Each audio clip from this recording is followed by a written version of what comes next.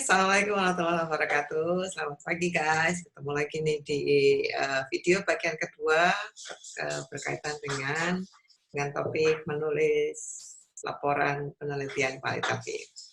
Di video sebelumnya saya sudah menjelaskan tentang apa itu atau bagaimana menulis secara umum, gambaran umum tentang bagaimana menulis laporan penelitian kualitatif. Sebagaimana ada 3 aspek utama yang membedakan laporan penelitian kualitatif dengan laporan penelitian kuantitatif. Yang pertama, kita bisa melihat dari aspek menulis tinjauan pustaka atau literature review. Yang kedua, itu adalah bagaimana menulis hasil atau temuan penelitian. Yang ketiga adalah bagaimana menulis analisis atau pembahasan. Oke, dalam video ini saya akan menjelaskan atau memberikan contoh tentang bagaimana melakukan atau menulis hasil temuan penelitian dan juga bagaimana melakukan atau menulis analisis atau pembahasan penelitian kualitatif. Oke, saya akan membagi saya akan membagi screen saya, membagi layar saya untuk menunjukkan bagaimana cara membuatnya. Saya bagi dulu ya.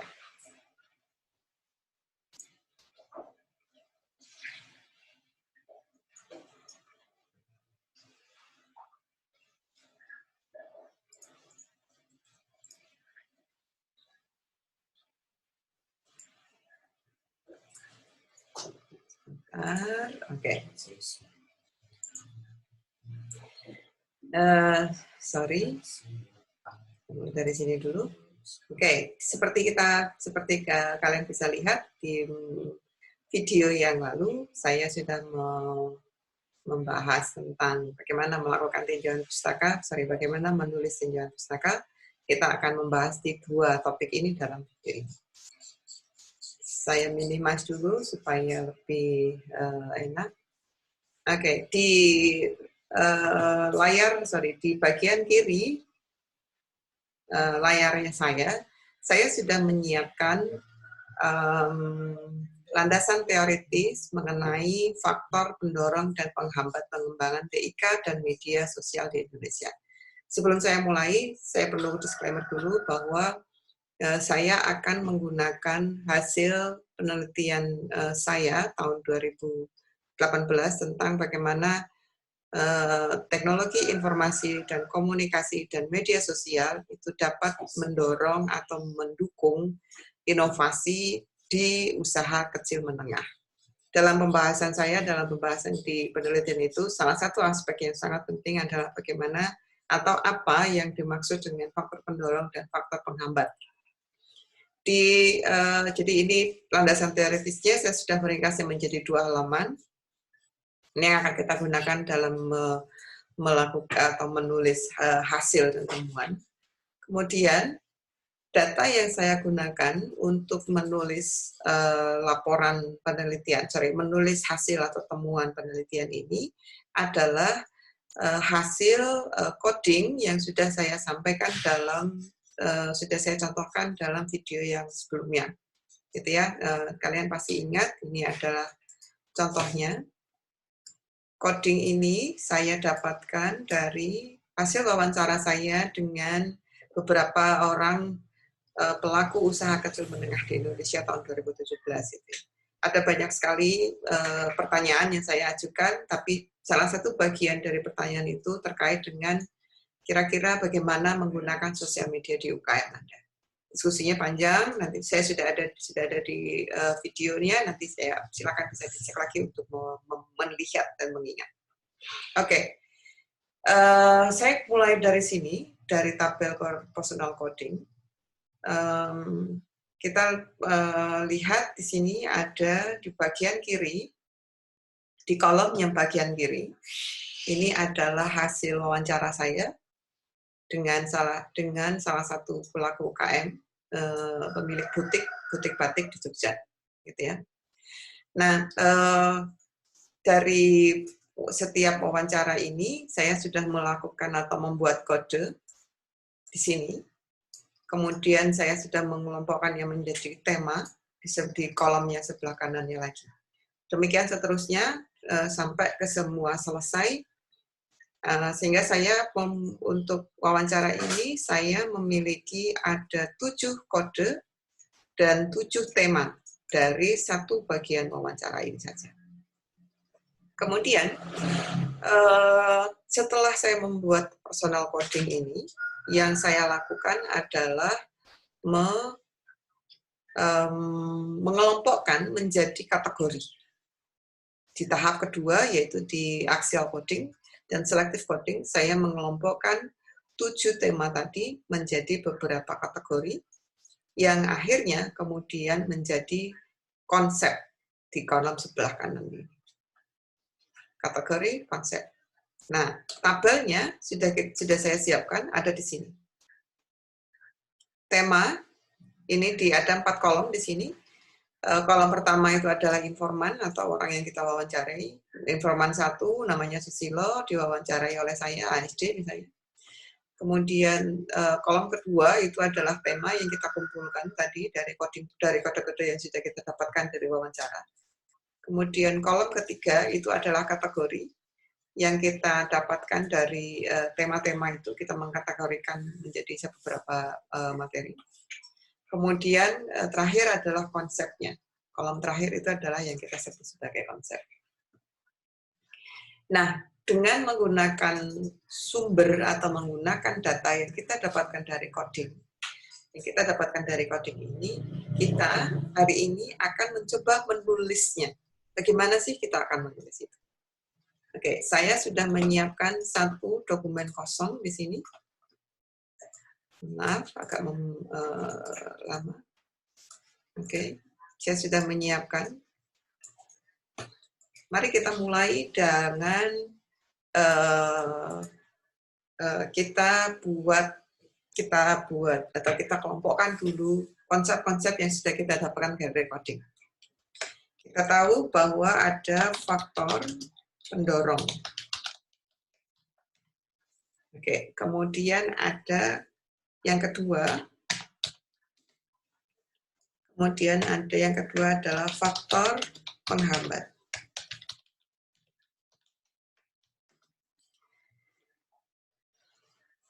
Oke, dari faktor pendorong, kita menemukan bahwa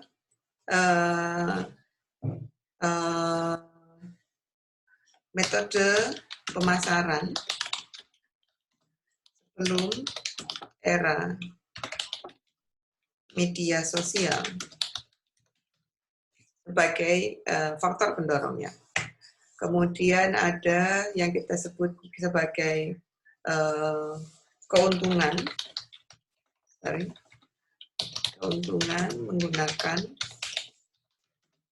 menggunakan internet. Kemudian berikutnya adalah tujuan menggunakan media sosial. Oke. Tujuan menggunakan media sosial itu ada 2, yaitu profesionalitas,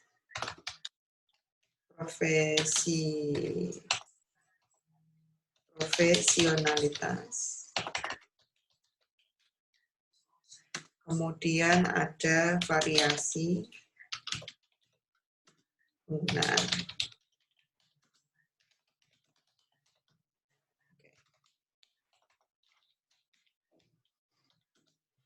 Di faktor penghambat kita menemukan di sini di tabel coding yang ada di sebelah kanan saya ini.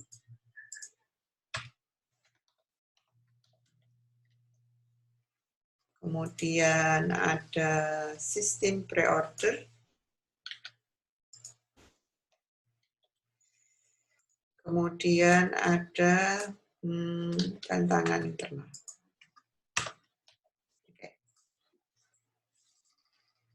Kita lihat di sini di kolom yang tabel coding kelompok di paling kanan layar saya ini ada 3 faktor pendorong. Ada 3 faktor pendorong dan ada 4 faktor pendorong, dan 3 faktor penghambat.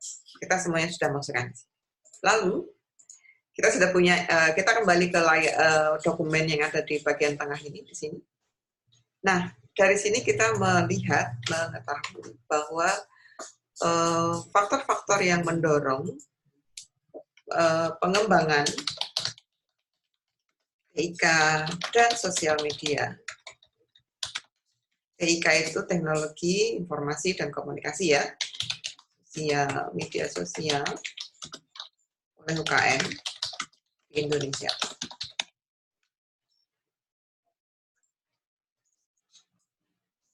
Kemudian juga kita menemukan bahwa ada beberapa faktor penghambat.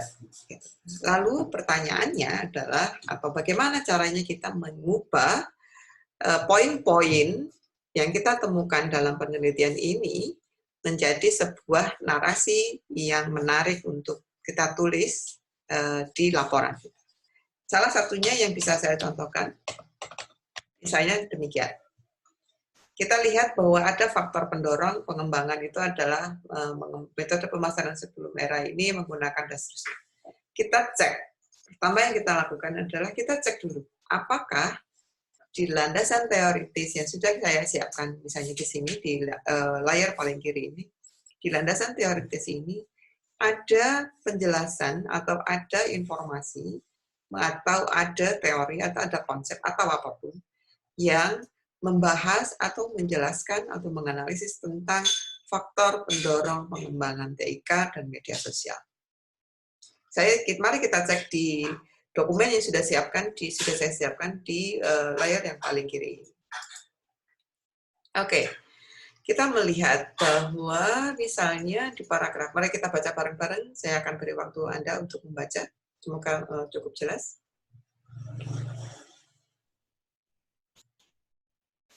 Oke, di bagian ini penggunaan media sosial menarik pada April, ini tidak. Kemudian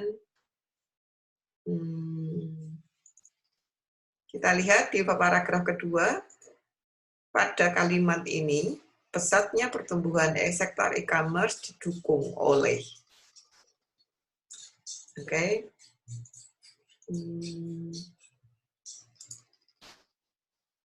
Saya kasih warna hijau.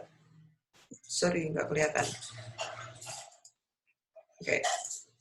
Pesatnya pertumbuhan ini adalah faktor yang mendorong. Kita bisa menyimpulkan, oke, berarti yang mendorong pertumbuhan sektor e-commerce itu adalah karena adanya jumlah populasi penduduk, pengguna ponsel, dan seterusnya. Ada yang masuk enggak dengan kira-kira kalimat ini sesuai dengan apa yang sudah kita tulis, atau dengan apa yang kita temukan? Apakah peningkatan jumlah penduduk itu ada dalam penelitian kita, dalam data kita? Enggak ada, berarti bukan. Kita lanjut baca lagi. Kemudian pesatnya membuka peluang teknologi dilakukan. Kemudian di paragraf ketiga, ini lebih banyak bicara soal infrastruktur TIK di Indonesia, dan kayaknya lebih banyak bicara soal faktor penghambat ya, kalau kita baca lagi. Kemudian di paragraf keempat, di sini menyimpulkan atau mengutip beberapa penelitian, contohnya di Porcellana Amelia ini menemukan bahwa ada faktor internal yaitu manfaat, di sini faktor internal, kemudian dan faktor eksternal. Coba kita cek apakah ini ada dalam temuan kita. Faktor internal, manfaat yang dirasakan, kemudahan, biaya, dan seterusnya. Faktor eksternal, persaingan pasar, dukungan pemerintah, dan seterusnya. Kalau kita lihat dari tujuan penggunaan internet, ini temanya adalah membuka peluang pasar,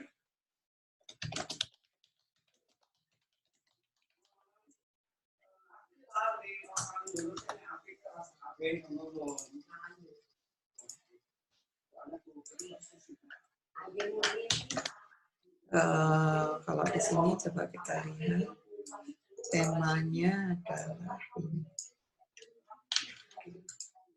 Pertama, faktor A.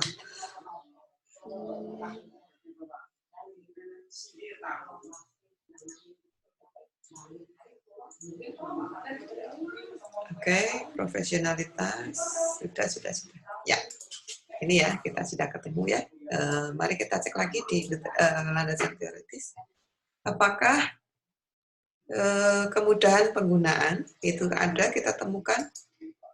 Mungkin ini ya yang di sini kemudahan penggunaan. Bisa kita masukkan dengan atau sama temuannya dengan faktor 1A. Saya buat ABC aja biar lebih enak. Ini juga.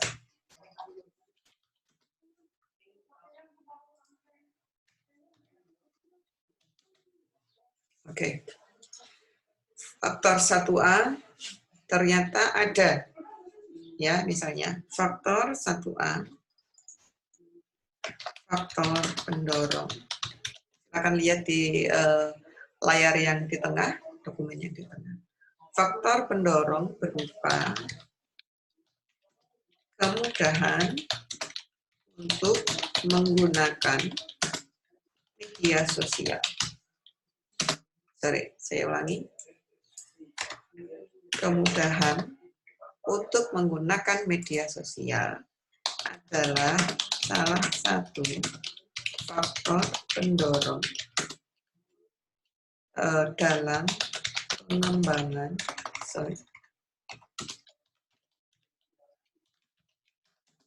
TIK dan media sosial.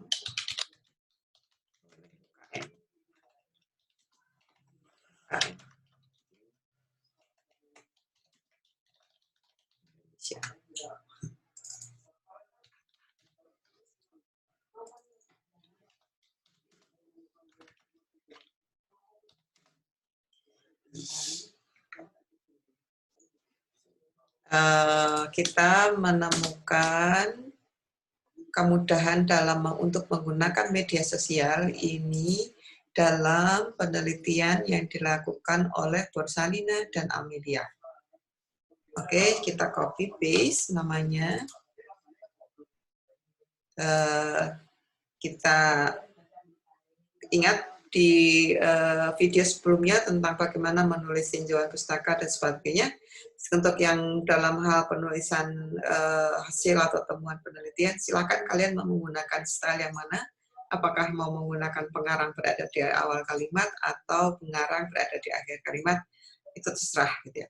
Kalau dalam contoh ini, saya akan menggunakan style pertama, yaitu pengarang berada di awal kalimat. Kenapa? Karena saya ingin menekankan bahwa apa yang bahwa yang berkontribusi dan berperan penting dalam menemukan kemudahan untuk menggunakan sosial itu adalah si Borsalina dan Amelia. Oke, saya akan copy paste menemukan bahwa Anda perhatikan sini.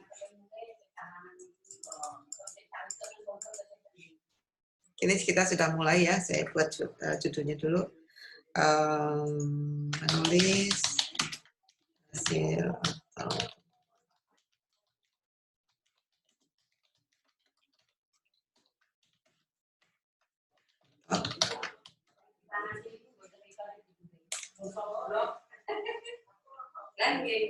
tahu ya, saya untuk yang baru datang ini di nomor 1 ini adalah temuan atau hasil atau data. Temuan atau data. Dari penelitian yang sudah saya lakukan tahun 2018, kemudian datanya adalah seperti ini. Saya menggunakan data ini dari contoh coding yang sudah saya sampaikan di video yang sebelumnya. Nanti silakan dicek. Ini untuk recap saja. Nah, kita tahu bahwa dari landasan teoritis yang saya tulis sudah saya siapkan di layar paling kiri ini, di sini, saya menulis bahwa dua orang peneliti, Borsalino dan Amelia, itu menemukan bahwa kemudahan untuk menggunakan media sosial adalah salah satu faktor pendorong. Lalu, bagaimana mengaitkan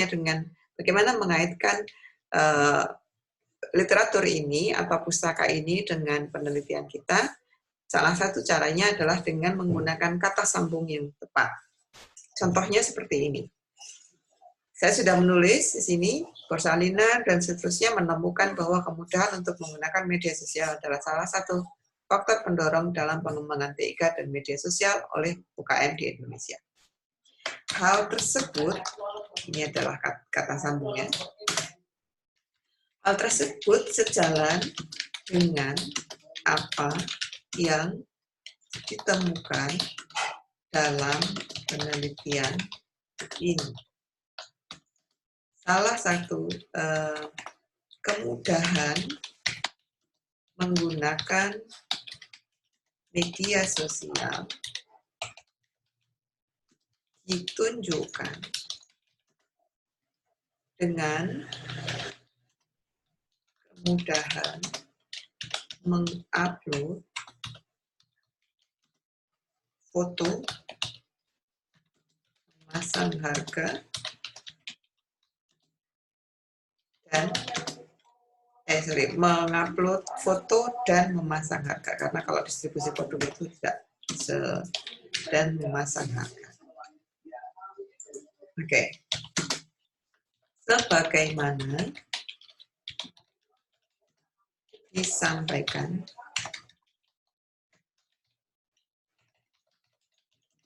oleh Susilo berikut ini.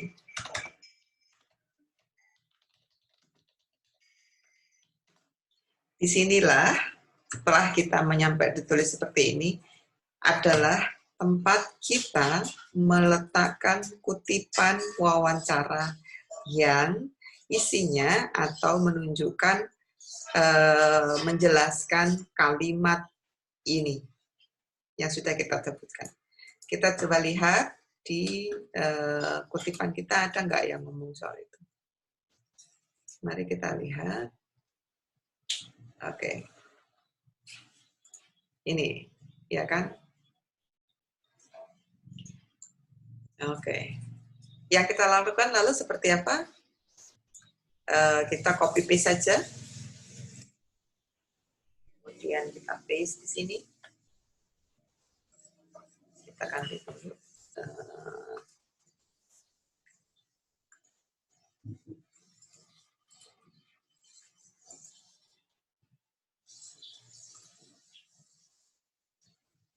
Kemudian kita cetak miring untuk menunjukkan bahwa ini adalah kutipan langsung. Ada beberapa style dalam penulisan kutipan langsung, ada yang menggunakan biasa, tapi yang paling sering digunakan itu biasanya satu kalimat kutipan langsung itu ditulis agak menjorok, lebih menjorok ke dalam. Oke, ini begini caranya. Ada yang menggunakan tanda kutip seperti ini. Ada juga yang tidak. Kemudian ada juga yang menuliskan data wawancara, misalnya wawancara dilakukan tanggal 15 Mei 2020. Kayaknya gitu ya. Anda lihat di sini satu kalimat ini, satu bagian ini sudah menjelaskan atau kita sudah menuliskan hasil temuannya. Ingat bahwa ini temuan ya, belum sampai ke analisis. Kalaupun misalnya ada yang bilang itu kan, tapi kan kalau temuan itu tidak menggunakan kutipan, ya itu bisa dilakukan. Jadi saya langsung ke dua hal ya, temuan dan analisis saja deh biar lebih gampang. Jadi ini caranya seperti ini. Sejalan dengan apa yang sudah ditemukan dalam penelitian ini dan seterusnya. Kalau cara lain Ya di sini di contoh tabel coding, kayaknya saya sudah membagikan di grup ya, silakan dicari. Cara penulisannya, temuannya itu adalah dengan cara seperti ini. Di bagian akhir, kesimpulan awal bahwa ini yang kita bisa temukan. Kemudian cara menulisnya juga seperti ini. Oke, sampai di sini ada yang masih belum dipahami? Bagaimana dengan faktor penghambat? Sama, faktor penghambat yang kita lakukan adalah caranya sama. Kita cek di landasan teori kita, apakah ada konsep atau teori yang menjelaskan atau merujuk kepada apa yang dimaksud dengan faktor penghambat, faktor pendorong, dan seterusnya.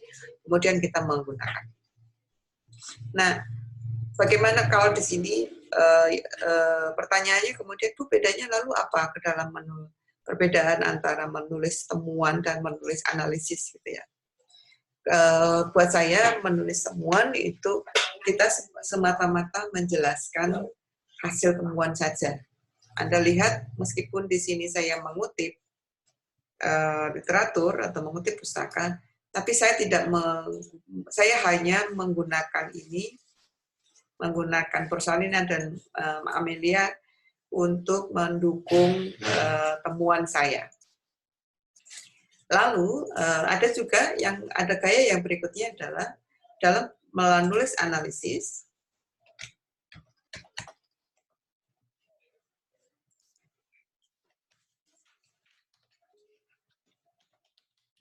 Menulis analisis atau pembahasan.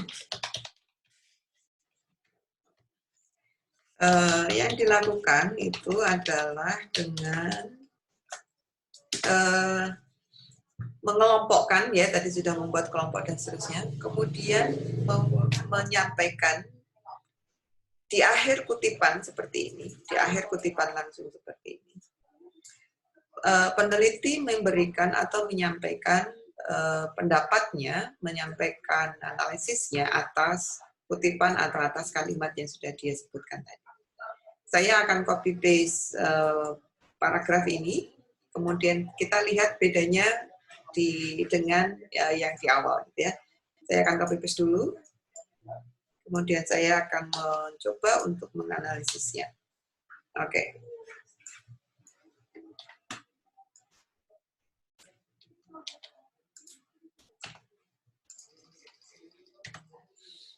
Oke. Di paragraf ini, kalimat pertama, kalimat kedua, dan kalimat ketiga sampai ke kutipan ini masih sama dengan temuan yang kita tulis di bagian sebelumnya. Bedanya adalah, mari kita coba kita pikirkan gitu ya. Kenapa menggunakan media sosial itu, kemudahan untuk menggunakan sosial itu menjadi faktor pendorong? Mungkin salah satu alasannya adalah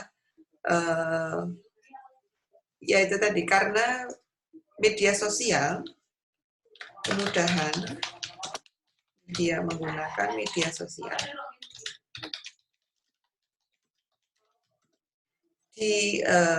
disebabkan, misalnya disebabkan karena platform ini dibuat sedemikian untuk dapat digunakan oleh orang awam, yaitu mereka yang tidak mempunyai kemampuan teknis atau keahlian teknis lainnya.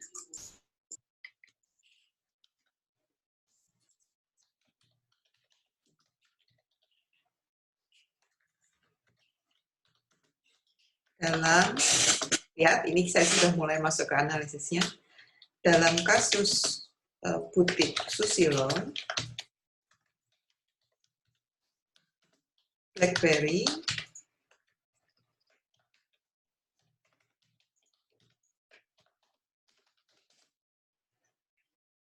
memudahkan pemilik UKM tersebut, fitur di dalam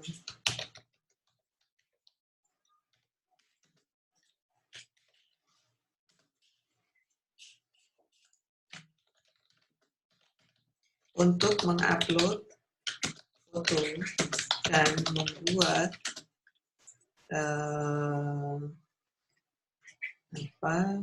membuat atau memasang harga tanpa memerlukan keahlian dalam bidang TIK. Oke, ini sudah selesai. Anda perhatikan perbedaannya di sini, ya kan? Saya mengulangi lagi di kalimat ini, kalimat pertama setelah kutipan, bahwa mengapa menggunakan media sosial itu mudah, karena platform dibuat sedemikian rupa oleh penyedia platformnya, oleh Facebook, oleh Instagram, dan seterusnya, untuk digunakan oleh orang awam. Ini ada, saya ingat sini ada, mungkin kita bisa 9 misalnya. Kita bisa melihat, merujuk ini di laman resminya Facebook misalnya seperti itu. Nah, inilah yang saya sebut sebagai analisis. Bagian ini adalah analisisnya. Kenapa? Karena bagian ini menjelaskan bahwa faktor pendorong dalam pengembangan TIK, pengembangan teknologi informasi komunikasi dan media sosial, salah satunya karena kemudahan, itu bukan semata-mata karena memang gampang, gitu, tapi memang sudah dibuat, diciptakan, dan seterusnya. Dalam kasus pelaku UKM, kemudahan fitur-fitur yang memungkinkan orang untuk membuat itu tuh menggunakan dengan gampang, mengupload, menulis, dan seterusnya, mendorong mereka untuk menggunakan media sosial, gitu ya. Saya tambahkan saja di sini, sehingga kemudahan tersebut mendorong pelaku UKM untuk menggunakan media sosial sebagai alat pemasaran misalnya. Oke.